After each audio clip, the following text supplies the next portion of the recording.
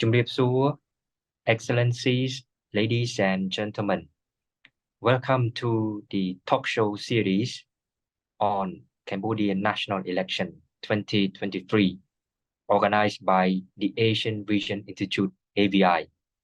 Today, I am very delighted to welcome you all to join our first episode on Cambodia election and democracy since 1993, a historical and comparative assessment.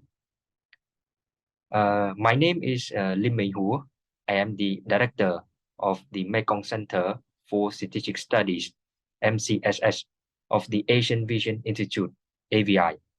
Joining me today, we are having Dr. Chen Kamlong, Executive Vice President of the Asian Vision Institute, AVI. And the second speaker, Dr. Chunbaran Chanburay, member of Board of Director of the Asian Vision Institute. Welcome to our talk show today, Dr. Chen Kimlong and Dr. Chanburay. Welcome. Thank you so much, Miho. Okay, so today, our first talk show on Cambodian national election 2023 focuses on the topic or the theme of Cambodia election and democracy since 1993, a historical and comparative assessment.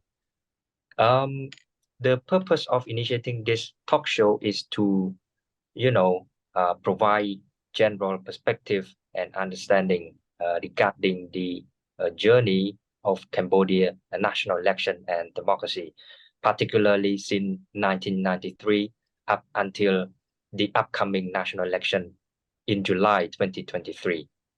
So our first episode today will mainly focus on the election and also the democratization of Cambodia since 1993 until today.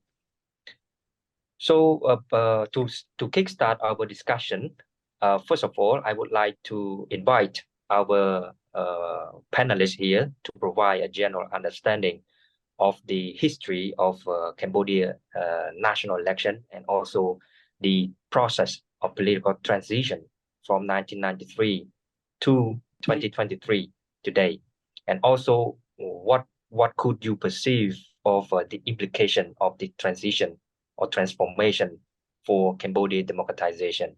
Maybe we can start first with Dr. Chanburay.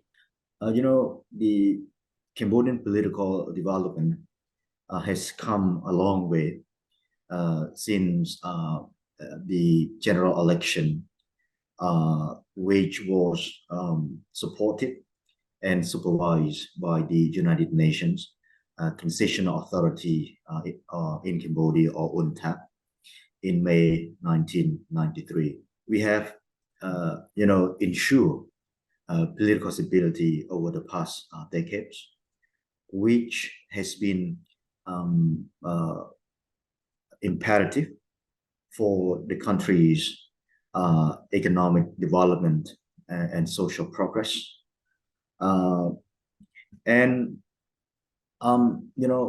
We have also ensured the political progress through democratization in Cambodia.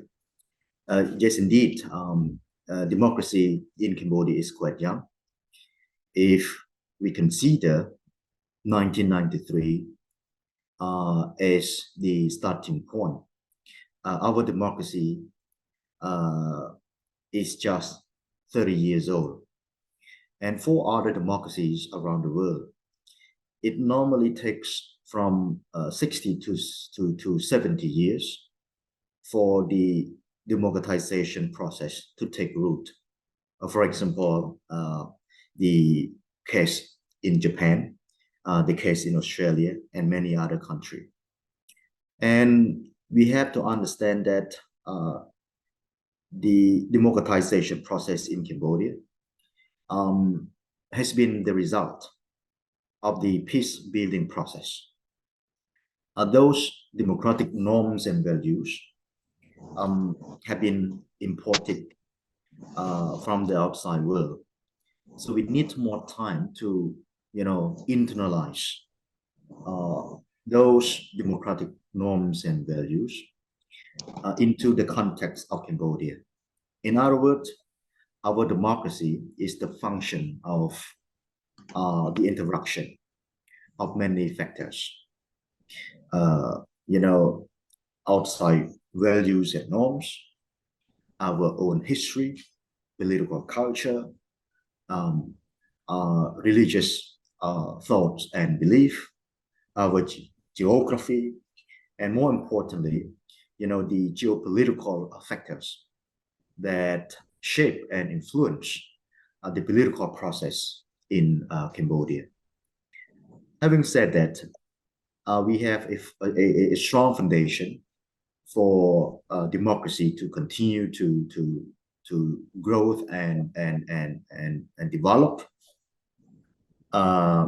because the institutions are there, the mechanisms are there.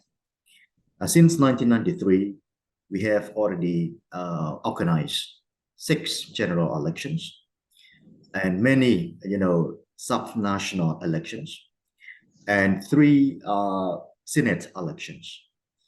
And within weeks, we will be organizing another important general election, which will be taking place on the 23rd of July this year.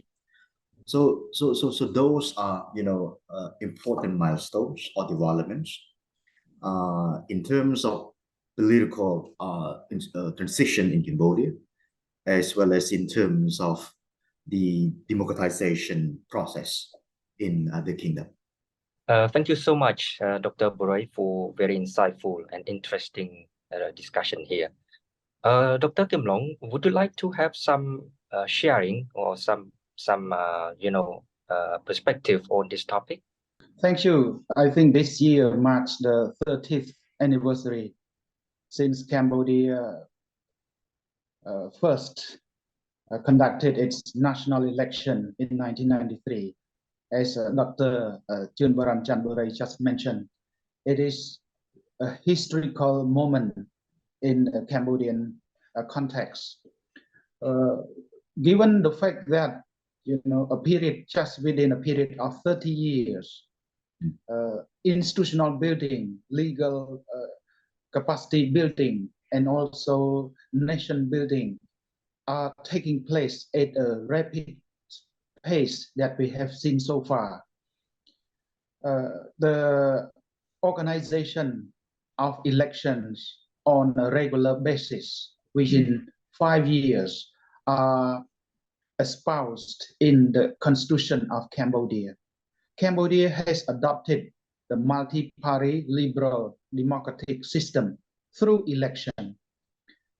So the regular election that the country has been embracing signify the fact that the country has prioritized democratic development and democratic governance in the country. Alluding to the point mentioned by Dr. Chun Baran Chanburay, like even though Cambodia was first supported by the United Nations Transitional Authority in Cambodia, but to support the development of Cambodia, the Cambodian government has put into force the implementation of the constitutions, and in 1995, the Cambodian government institutionalized the National Election Committee. The establishment of the National Election Committee also signifies further that the democratic consolidation process has taken off by the Cambodian government itself, which support the fact that to support the development process of the country, the Cambodian government embraced democratic governance and democratic consolidation through running regular election, through face for the people, through institutionalizing the National Election Committee and the establishment of the national election laws. More importantly, Cambodia is a specific case in point to highlight that our democratic process appear to be developing based on the Cambodian context. I mentioned one example. The local election is an additional mechanism to provide democratic space for the Cambodian people. If you look at some other countries in the world, even within the Mekong and the ASEAN region, many countries in this part do not have the local election. So building on the national, or we call it the parliamentary elections, the local elections provide another platform whereby people can elect their local members directly. This is a very supportive process in building up the democratic process in Cambodia. Second, the modernization, or we call it the improvement in terms of the legal process by adaptation of the legal election, of the national election law, of the local election law, of the Senate election process, for example. All of these also reflect the fact that we are moving toward, improving based on the development trends, based on the regional and global context of how democratic space should be further enhanced or widened, and the scope of people's participation through cultural, political, economic freedoms are also being embraced. We see that there are connections between democracy,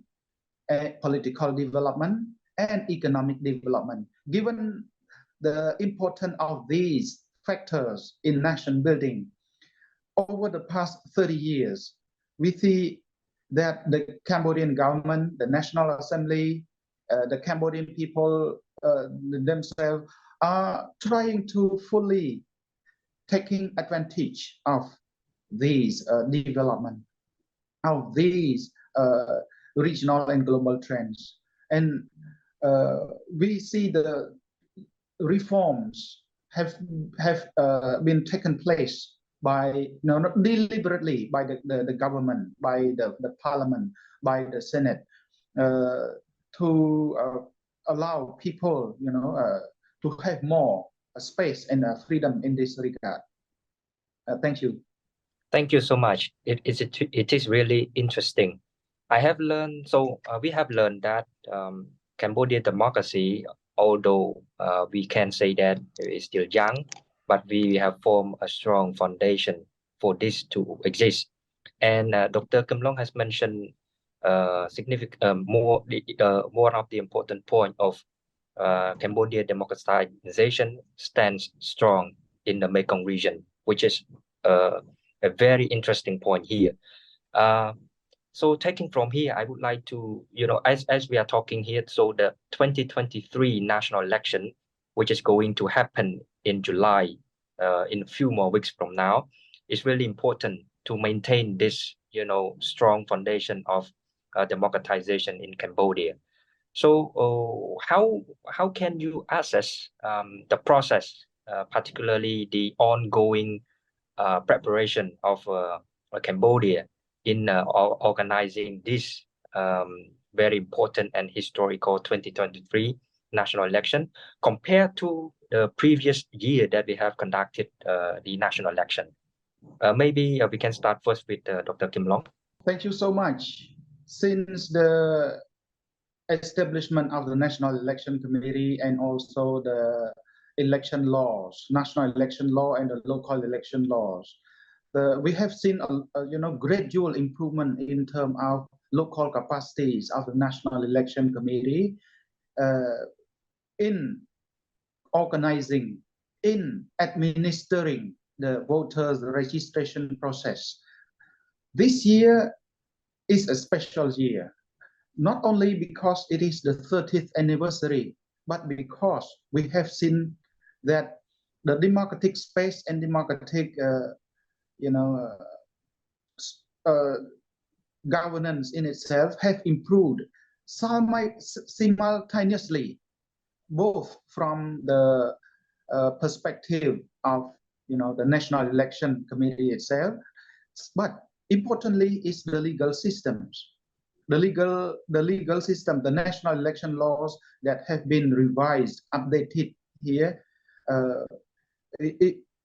pave all the way for the National Election Committee to work alongside with the national agencies and local agencies in the governance, in the conduct, in the administration of the elections.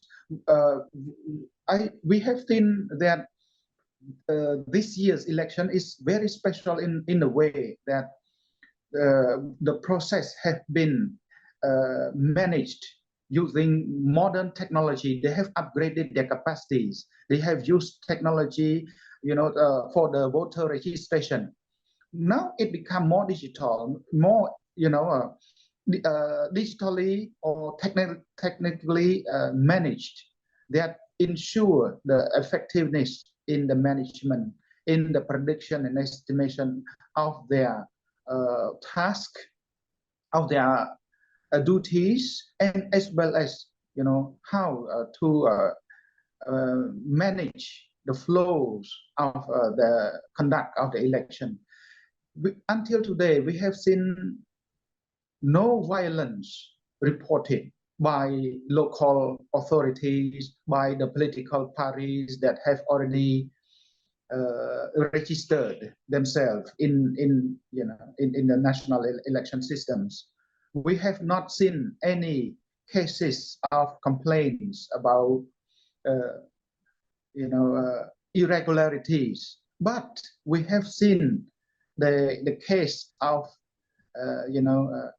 commendation of praise by local authorities, by the stakeholders, by the development partners, by the international community, of how peaceful, how smooth the conduct of the election process in Cambodia has been so far. This can ensure that the July national elections will be proceeded under an atmosphere of peace, of harmony among people, among local authorities, among national government agencies. And I think there will be active participation by the people. On this note, I would like to mention that last year election, the commune council election, was conducted in a very free, fair, just, peaceful, and smooth process. That also signify the process that Cambodians' democratic maturity has gaining pace. And I believe that the July election will also be conducted similarly like last year.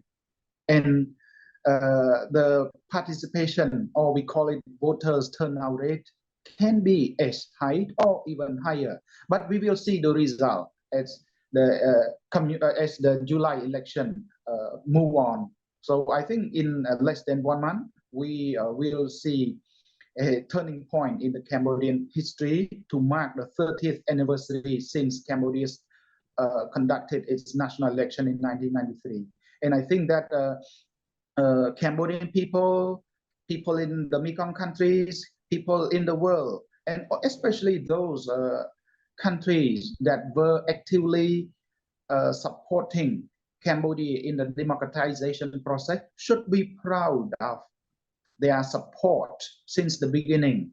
The international community, the United Nations, all of those major power, middle powers, and also friendly countries, I think countries in the world that are that love peace, that love, that support, that honor the value of democracy, that value the value of the rule of law that Cambodia has been embracing here, should be very proud of themselves. Thank you. Thank you, Dr. Kim Long. you mentioned a lot of important points. The legal system that Cambodia has fostered has ensured the good environment of election. Also, technology has also been used in the election, not just the upcoming election, but last year community election. And also, it is important to note that there is no complaint, no reports of violence or any extreme activity during this election, particularly the national election campaign, which is ongoing. So peace and harmony has been fostered and enhanced in Cambodia democratization. So now coming back to Dr. Borey, do you agree or disagree with the point that Dr. Kim Long has mentioned here? And also, what can you observe and also assess on the 2023 national election this year? Thank you. I would like to echo what Dr. Chen Kim Long has just mentioned, that the upcoming general election will be another historical milestone in Cambodia's political development. Cambodia is a rare example among post-conflict nations that can ensure a peaceful, irreversible democratization in the last 30 years. And I believe that while peace remains the core element of Cambodia's democratization, we still aspire to upholding the multi-party liberal democracy. And the upcoming election will reinforce, the upholding of those political values and principles. It's about leadership change, leadership transition in Cambodia, generational leadership transition, which has never been taking place for the past 40 years. So I believe that the upcoming election will be therefore imperative for Cambodia's political development, stability, and for the country's positioning itself in the region and in the world. But I'm quite optimistic about the future, about the demographic dividends that Cambodia has, about the vision of Cambodian leaders, especially the younger generation of leadership, and about the promising economic development in the country. And you will see a lot of changes happening in the country after the election on the 23rd of July. And those changes are perhaps in a good way for the country's peace, political stability, democratization, as well as the country's development. I would like to ask our two panelists here to, provide your expectation and also your perspective regarding the results and also the outcome of 2023 national election. So what can you expect to see after the election in 23rd July 2023? I think we can expect that the outcomes of the upcoming election will be the continuity of the political development in Cambodia, the strengthening of democracy in the kingdom, and the further commitment to reform the political institutions and to revitalize the prospects for economic growth. Number two, I believe that the ruling Cambodian People's Party will be gaining another important victory because of the support from the Cambodian people who have seen the contribution of the party to the country's peace and development, modernity, and enhanced role in the region and in the world. Over the past few years, we have seen a lot of achievements that the Cambodian government under the ruling CPP have obtained, like the successful fight against COVID-19, successful ASEAN chairmanship last year, successful organizing of the SEA Games and Para SEA Games in the kingdom. Those are important achievements that the ruling CPP can ensure a success in the upcoming election. But what I would like to emphasize is that although there have been criticisms about democratization in Cambodia lately, we have to acknowledge the reality that democracy, and to be precise, democratization is not a linear process. We must expect, 2 steps forward, 1 step backward, and sometimes 1 step sideways.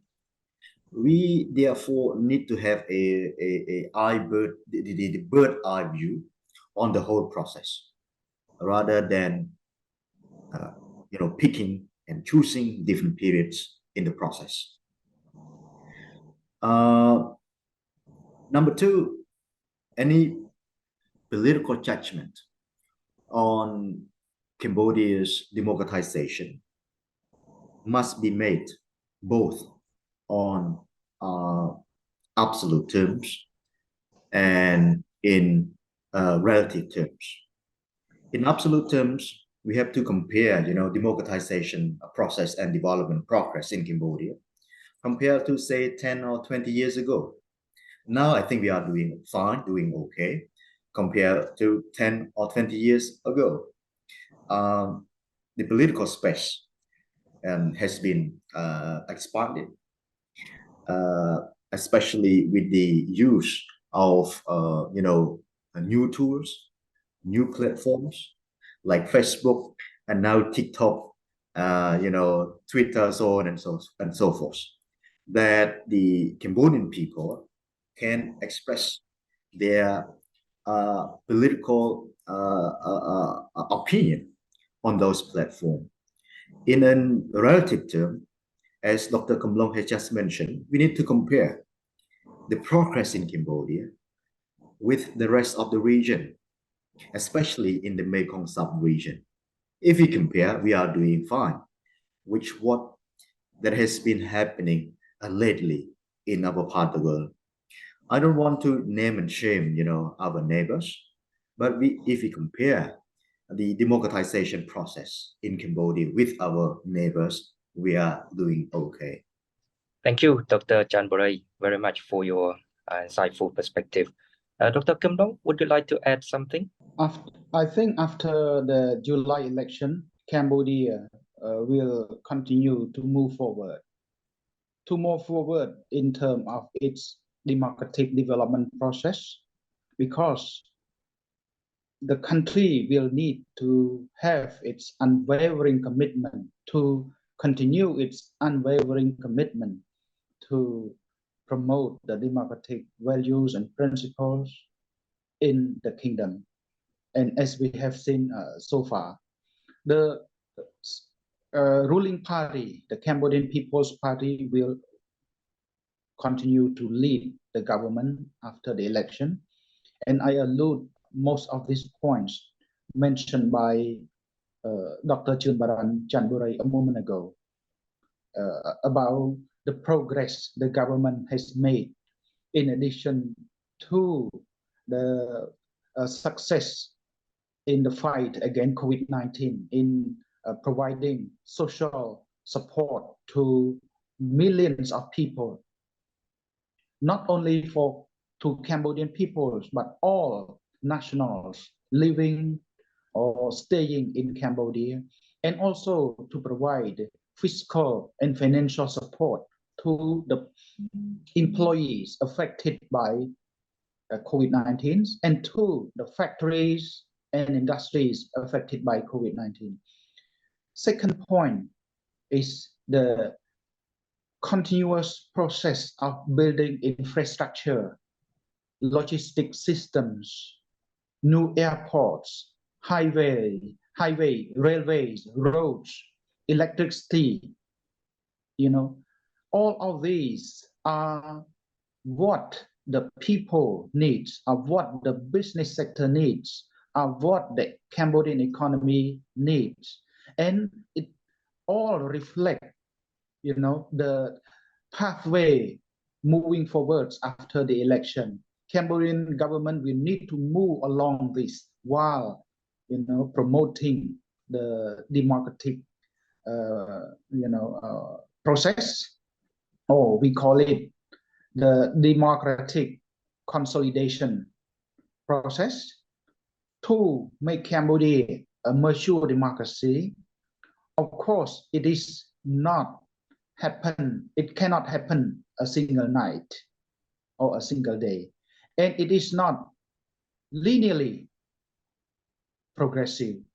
We have never seen a democratic process in any country that is linearly progressive. And I agree to Dr. Chunbaran Chanburai in this regard that our friends in around the world should look back at the progress of democratic development in Cambodia over the past 30 years. They congratulated, but they should continue to support through many ways, not through interference, not through putting their dirty hands in some creating obstacles, but rather than that, they should continue to provide a lot of support through education, health, development, economic development, all of those. These are what the Cambodian needs, because peace in Cambodia means peace for the region and peace for the world. And that is the reason why we in Cambodia will need to embrace democracy based on our context, based on Buddhism, based on religious freedom, and based on economic freedom, all of those dimensions for people to enjoy the completeness of their rights, not privileges, so that the democracy will continue to prosper and the social welfare, social well-being of the people will continue to prosper, and peace will be further enhanced and maintained. So way forward, I believe that Cambodia, as well as countries around the world, should continue to provide a lot of space, to the people. I mean, economic space, political space, social, cultural space, all of that. I think that is what I can share today. Thank you. Thank you so much, Dr. Kim Long. And once again, thank you so much, Dr. Chan Buray, for the discussion that we have so far. So since now we are really running out of time, I would really like to go on, but time is up. So I would like to end our discussion and also our first episode on the Cambodian national election 2023 right now. And so before we end, I would like to once again thanks Dr. Chen Kamlong, Executive Vice President of the Asian Vision Institute, AVI. And also I would like to thank Dr. Chun Boran Chanburay, the board member of director of the Asian Vision Institute, AVI, for your time and for your valuable discussion today. So I hope to see you again later on, and I wish you all the best. Thank you and goodbye. Thank you. Thank you, Benhur. Thank you. Bye.